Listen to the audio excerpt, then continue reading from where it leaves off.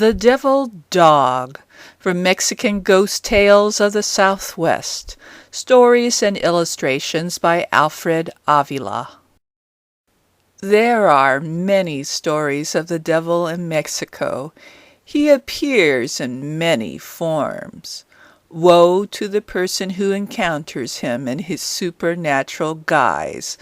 That human's life and soul are in mortal danger.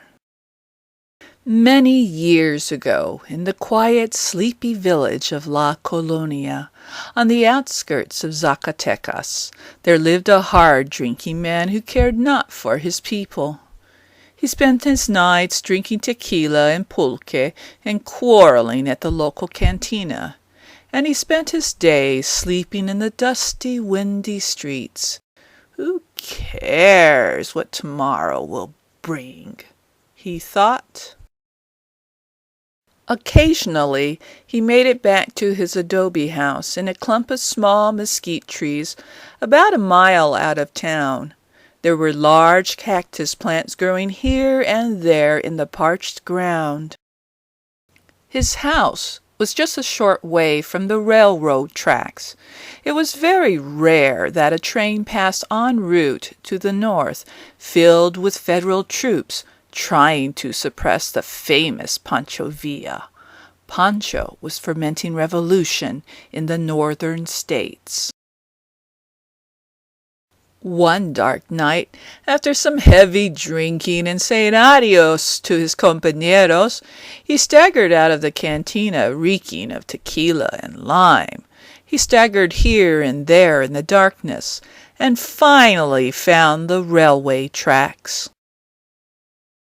At last, he said to himself in a drunken stupor, I will follow the tracks home. Onward he staggered along the track line, half stumbling on the railway ties. Then he stumbled down hard. Ah, vida maldita, he cursed out loud. As he slowly picked himself up, he looked back and saw two glowing red lights some distance behind him. So what? Onward he went humming to himself. Every so often he would glance back, only to see the glowing lights gaining on him. What could those lights be? He thought to himself.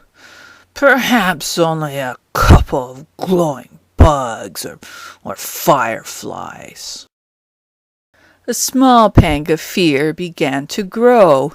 He walked slightly faster. His eyes strained to see what those lights could be. Faster he moved.